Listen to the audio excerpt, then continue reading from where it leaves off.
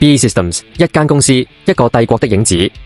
如果你今日行過英國街頭，望住一棟棟玻璃幕牆嘅現代化辦公室，你好難想象一個多過100年嘅軍工傳奇，其實係由煤煙、鐵鏽、戰爭同恐懼之中誕生。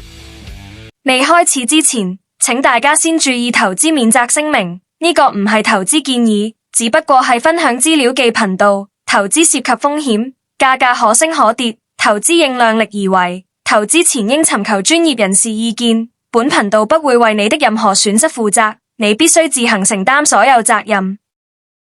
鋼鐵與煙通的年代，時間倒返去1914年，英國正處於工業革命嘅後期。畫面入面，你見到嘅唔係繁華，而係一條又一條灰暗嘅工業街道。街道兩旁係密密麻麻嘅小型軍工廠、造船廠、火炮工場、鋼鐵廠，煙囪不停噴出黑煙。工人喺昏暗天色下搬運鋼材，馬車、貨車、人群混雜喺一齊。呢一刻，英國唔係為咗進步，而係為咗生存。戰爭催生的巨人，第一次世界大戰全面爆發。1918年，戰爭已經唔再係步兵同步兵之間嘅對抗，而係工業能力嘅正面衝突。左邊你見到 Vickers 火炮、戰艦、潛艇，一樣樣由鋼鐵鑄成嘅怪物。右邊係 Armstrong Whitworth 重型火炮同造船能力，決定咗邊一個國家可以持久作戰。而畫面上方一句說話，正正點出時代轉捩點。天空將會成為新戰場，飛機出現，戰爭升空。英國軍事基地全景俯視，地面上係火炮、彈藥、軍艦，天空開始出現飛機，戰爭第一次離開地面，制空權開始決定國運。Spitfire 的誕生，1918年，航空工業開始分化，競爭加速。Supermarine、British Aircraft Company、Avro 呢啲名字當時未必響亮，但佢哋共同孕育出一款改變歷史嘅飛機 Spitfire 噴火式戰鬥機。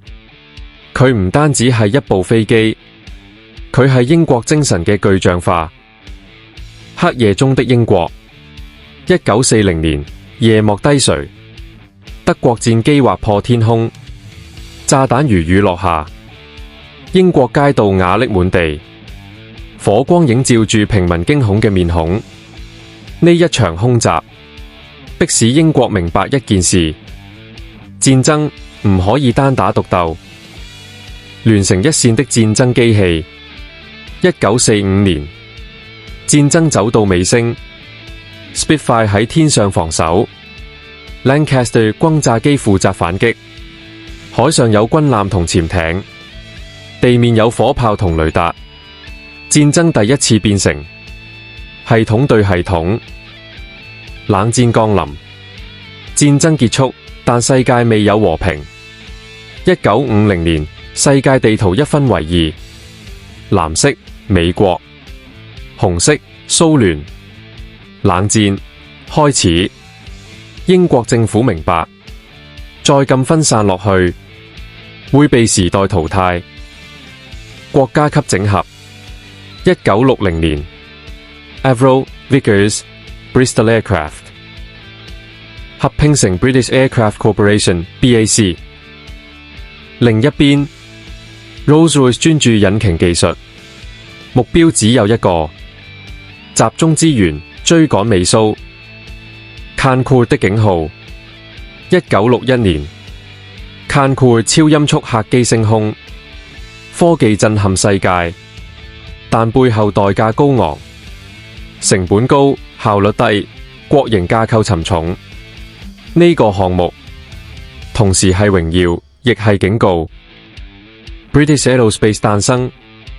1977年，英國最大航太公司 British Aerospace（BAC） 正式成立。Harrier 垂直起降戰機、Tornado 戰鬥機、國防加航空、雙軌並行，鐵娘子登場。1980年 ，Margaret Thatcher 上台，一句說話改變整個英國工業，私有化、市場競爭、削減國家包袱。1985年上市的軍工企業，倫敦證券交易所 BAE Aerospace 敲響上市銅鑼。軍工企業第一次真正要對股東負責，控制成本，走向國際，唔再只係國家工具。1999年 BAE Systems 正式誕生 ，British Aerospace 加 Marconi Electronic Systems。BAE Systems 被由單一製造商進化成系統整合商。2000年全方位國防，戰機、導彈、電子戰、軍艦、網絡戰。BAE Systems 唔再賣單一武器，而係提供完整戰爭解決方案。2001年進軍美國，收購 United Defence， 全面打入美國市場。陸軍、海軍、情報系統、裝甲車，被成為呢套核心供應商之一。2002年空戰王者 Eurofighter Typhoon F-35 Lightning II 制空權進入第5代，同時電子戰、網絡防禦、太空系統正式成為主戰場。2020年戰爭形態改寫，坦克仍然存在，但無人機、AI、網絡戰、量子科技先至係決勝關鍵。第6代戰機 Tempest 代表未來，一間公司，一個時代。2025年 BAE Systems 唔只係一間公司，佢代表住皇帝國嘅衰落、冷戰嘅對峙、全球化嘅洗禮、同新戰爭時代嘅來臨。18年戰爭形態轉變，全部刻喺同一個名字之上。BAE Systems。大家睇完咁豐富嘅內容，記住俾返個 like、subscribe、comment、share， 揦下個響鈴鐘。若果仲有時間，就睇多次呢條片，睇埋所有廣告，然後就等我好快會出嘅下一條片。多謝晒你啊！